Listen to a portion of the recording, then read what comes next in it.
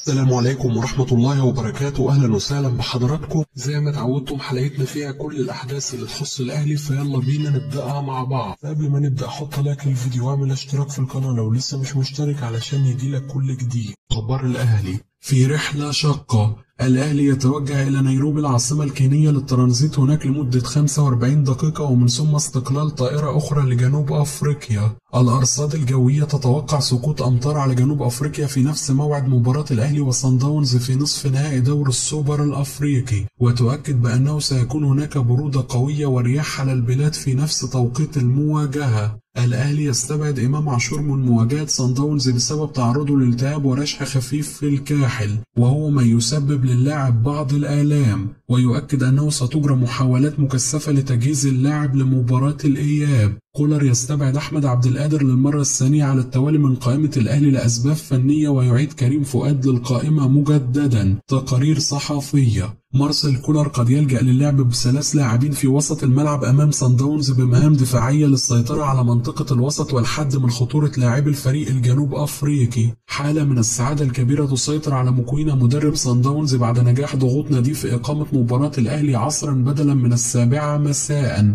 كولر يطالب لاعبي الأهلي بعدم الانشغال بتوقيت مباراة الفريق أمام صن داونز والتركيز فقط على تحقيق نتيجة إيجابية أيا كان موعد المباراة. الأهلي يؤكد جاهزيته لمواجهة صن داونز في أي وقت، ويرفض فكرة الانسحاب التي طلبت بها بعض الجماهير بعد تغيير الكاف موعد المباراة وإقامتها عصرا بعد ضغوط من المنافس. ومصدر يؤكد أن النادي مجبر لقبول الأمر وعدم التلويح بالانسحاب حتى لا يمنح اللاعبين مبررات في حال الخسارة لا قدر الله. كولر يطالب محمد عبد المنعم ومدافع الفريق بضرورة التركيز والتمركز بشكل جيد في مواجهة الأحد لتجنب استقبال مرمى الفريق لأهداف. الجهاز الفني يؤكد للاعبي الأهلي بأنه لابد أن يدخلون مواجهة الأحد المقبل بشخصية الأهلي وعدم الرهبة من المنافس مطلقا، ويؤكد لهم أن المنافس هو الذي يجب أن يشعر بالرهبة، خصوصا وأنه يواجه بطل أفريقيا والفريق الأفضل في القارة. بعض الهبادين يستغلون استبعاد إمام عاشور من مواجهة صن داونز لترويج شائعات بأن اللاعب رفض السفر مع الفريق بسبب جلوسه بديلا في آخر مباراتين، وذلك رغم إعلان النادي معاناته من إصابة. منتخب سيراليون يعلن مواجهة مصر في التصفيات المؤهلة لكأس العالم 2026 في ليبيريا 19 نوفمبر. شيكابالا ومحمد صبحي ويوسف أوباما يوافقون بشكل مبدئي على تجديد عقودهم مع الزمالك. الأهلي يطالب الجهات الأمنية بحضور الساعة الكاملة لاستاد القاهرة في مباراة العودة أمام صن داونز بعد إقامتها ليلا في 8 مساء.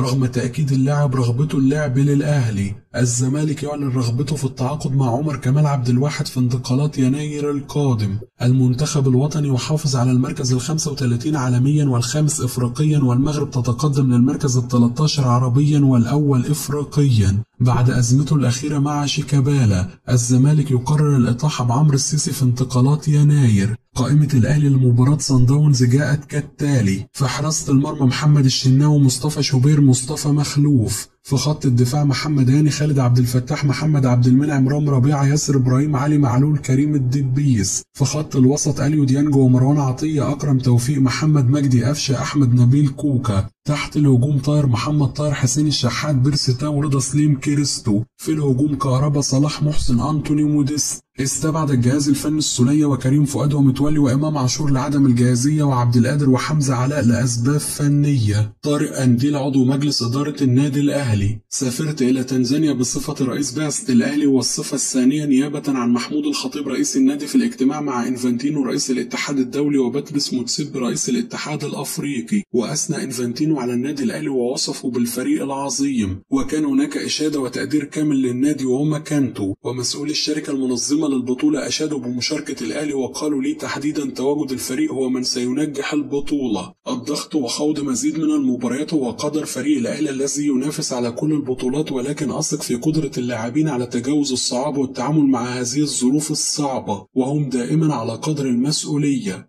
كده تكون انتهت أخبارنا، أشوفكم على خير في حلقة جديدة.